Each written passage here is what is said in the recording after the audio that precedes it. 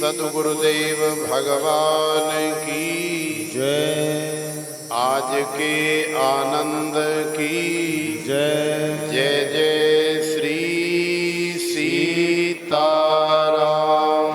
हर हर महादेव।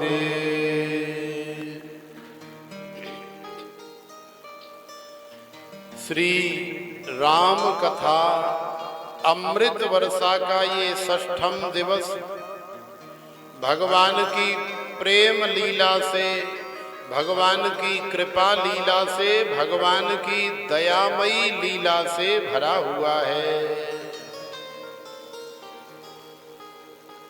जैसा कि हम सब लोग जानते हैं, ये श्री राम कथा का महामहोत्सव यहाँ विश्वचक होशियारपुर पंजाब में सद्गुरुदेव भगवान कैलाश निवासी श्री त्रिलोकपुरी जी महाराज की कृपा से संपन्न हो रहा है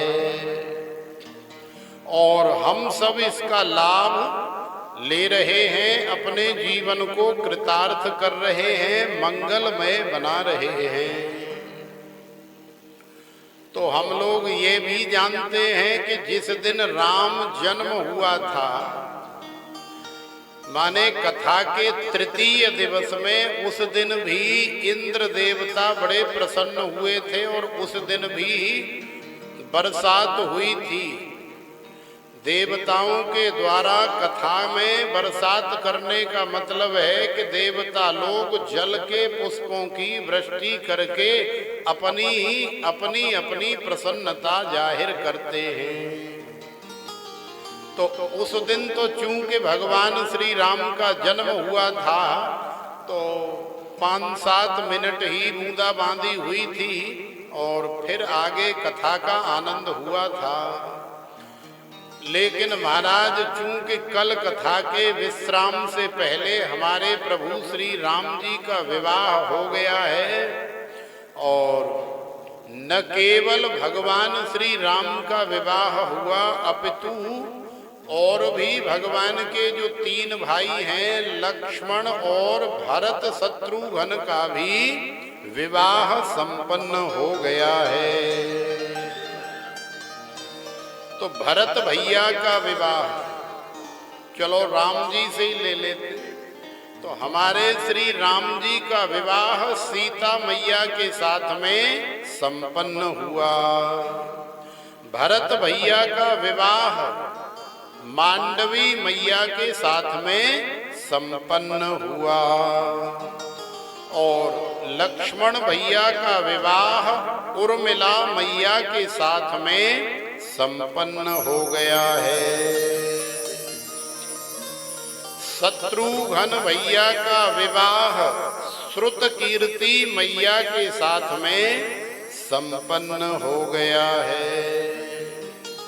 तो इस प्रकार से भगवान राम के साथ में जनकपुर से ही 3 अन्य भाइयों का भी विवाह संपन्न हुआ। तो आज इतना सुंदर दिवस है, आज इतने आनंद का दिवस है कि पूछो मत। केवल हम लोग ही प्रसन्न नहीं हो रहे, अपितु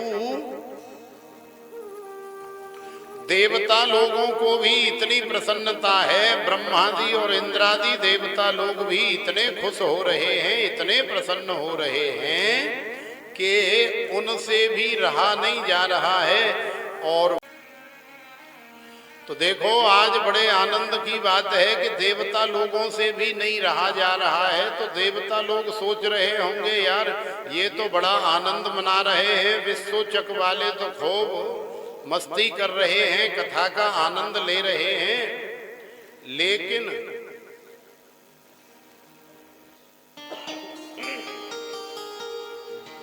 भगवान के विवाह होने के बाद हमको कितनी प्रसन्नता है, हमको कितना आनंद है, तो इस बात का इन सब लोगों को कैसे पता लगेगा।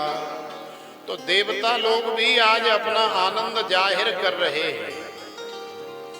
अब जैसे देवता लोग अपने प्रत्यक्ष स्वरूप में रहते हैं, वैसे तो हमारे सामने नहीं आ सकते, क्योंकि ये भी एक मर्यादा है, ये भी एक अनुशासन है। लेकिन वर्षा करके पुष्पों की, बारिश के पुष्पों की वृष्टि तो कर ही सकते हैं। तो देखो आज देवता लोगों ने भी बड़ी कृपा करी है, देवता लोग भी बरसात कर रहे हैं। और रात्रि के 1 बजे से लेकर के और अभी दिन का दोपहर का 1 बज रहा है, माने पूरे 12 घंटे हो गए हैं। और पूरे 12 घंटों से अभी तक देवता लोगों की खुशी जो है जाहिर हो रही है, माने लगातार बारिश हो रही है और खूब कड़ाके की ठंड पड़ रही है। खूब सुंदर सुंदर सुगंधित मीठी मीठी और शीतल मंद पवन बह रही है, हवा चल रही है। लेकिन फिर भी भगवान की कथा हो रही है। अब भले ही पहले कथा बाहर हो रही थी, पांडाल में हो रही थी, लेकिन अब पांडाल में चूंकि संभव नहीं हो पाई, क्योंकि लगातार बारिश हो रही है, बंद नहीं हो रही, तो एट ए टाइम जो है इमरजेंसी में इस देवी माँ के, दुर्गा मैया के भवन में, प्रांगण में, इस सत्संग हॉल में एकदम से कथा की व्यवस्था बनाई गई। तो 1 घंटे के अंदर ही सारी तैयारियां की गई। तो देखो आज जैसे भी भगवान कथा कराना चाहते हैं या सुनना या सुनाना चाहते हैं, होगा वही जो राम रच राखा, को कर तर्क बढ़ावे शाखा। तो ये भगवान की ही इच्छा है। और कल यदि मौसम साफ रहेगा तो फिर हम लोग वही पांडाल में हैं जिसमें कथा का आनंद ले रहे थे, उसी में फिर से लेंगे। क्योंकि अभी तो आज के बाद भी 3 दिन की कथा और शेष है। तो आइए भगवान की कथा में, राम कथा में हम लोग प्रवेश करें, आनंद लें। जब ते राम ब्याहे घर आए, नित नव मंगल मोद बधाए। जब ते ब्याहे राम घर आए, नित नव मंगल मोद बधाए। भुवन चारे 10 भूधर भारी, सुकृत मेघ बरसहि सुधारी। श्री राम जय राम जय जय राम, श्री राम जय राम जय जय राम। रिधि सिधि संपत्ति नदी सुहाई, उमगे अवधि अबुंध कहूँ आई। श्री राम जय राम जय जय राम, श्री राम जय राम जय जय राम। मणिगण पुर नर नारी बखानी, सुचि अमोल सुंदर सब भांति। श्री राम जय जय राम, श्री राम जय जय राम। कहे न जाए कछु नगर विभूति, जनु इतन्यों बिरंच कर तूती। श्री राम जय जय राम, श्री राम जय जय राम। जब ते राम ब्याहे घर आए, नित नव मंगल मोद बधाए। जब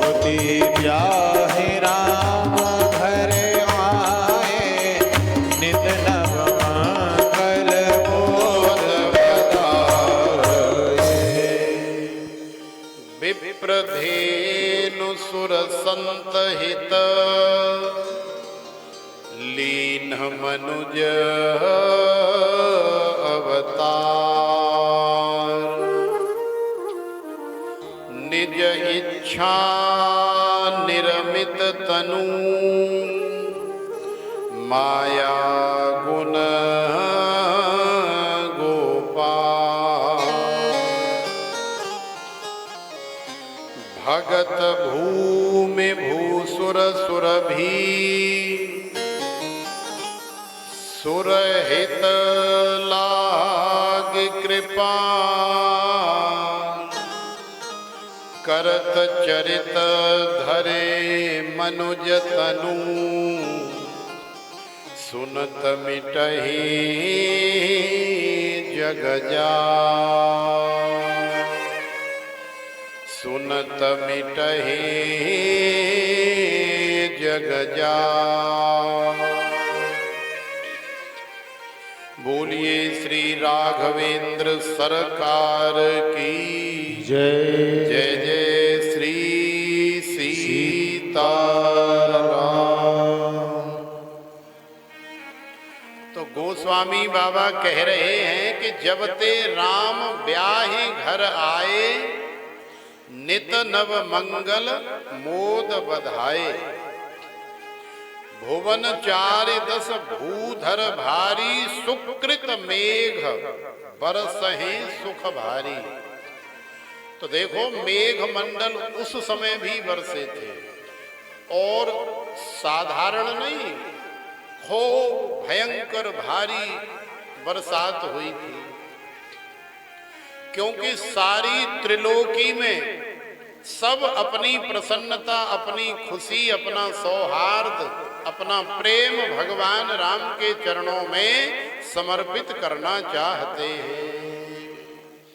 तो जब ते राम जी, लक्ष्मण जी, भरत जी और शत्रुघ्न जी महाराज जनकपुर से ब्याह करके और अयोध्या में आए, अवध में आए, तब से नित नित नए नए मंगल हो रहे हैं।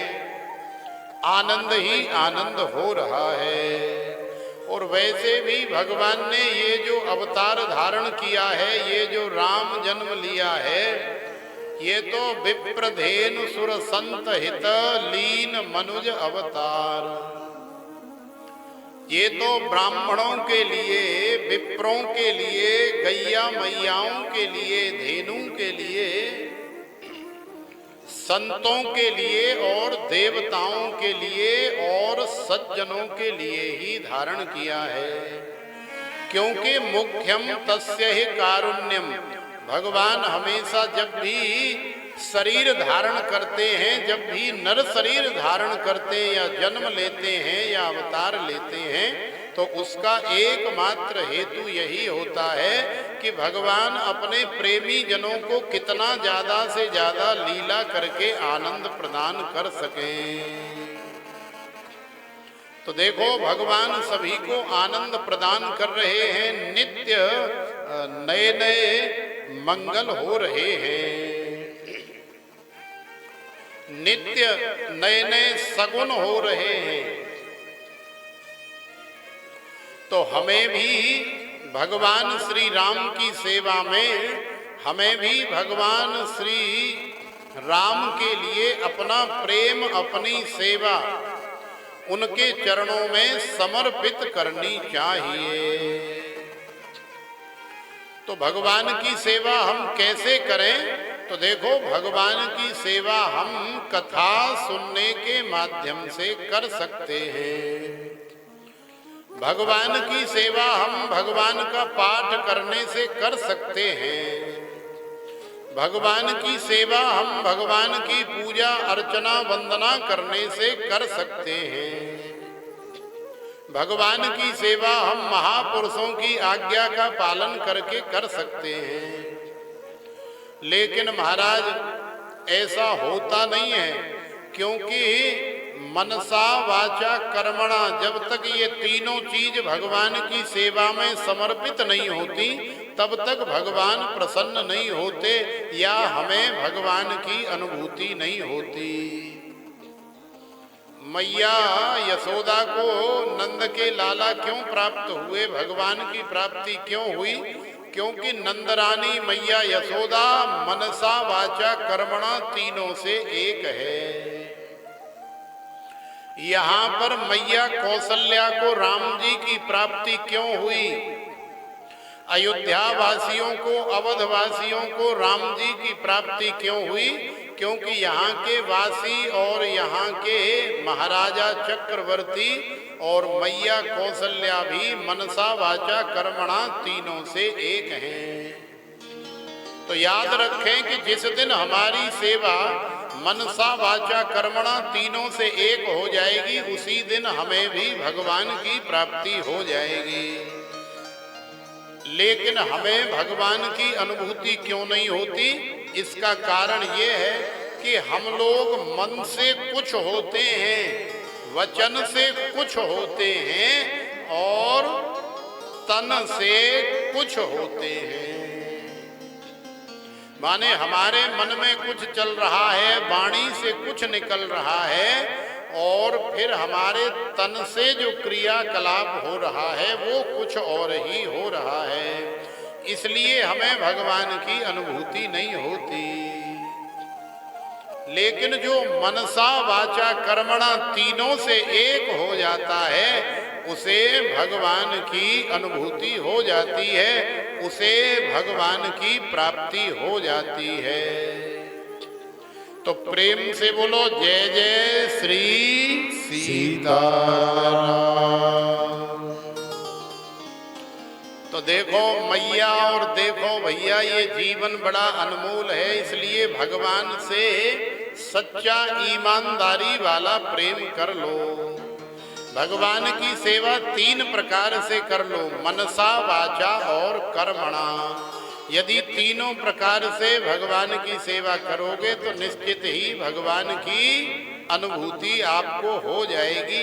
इसीलिए महापुरुष कहते हैं कि जीवन तो भैया एक रेल है और कभी पैसेंजर तो कभी मेल है।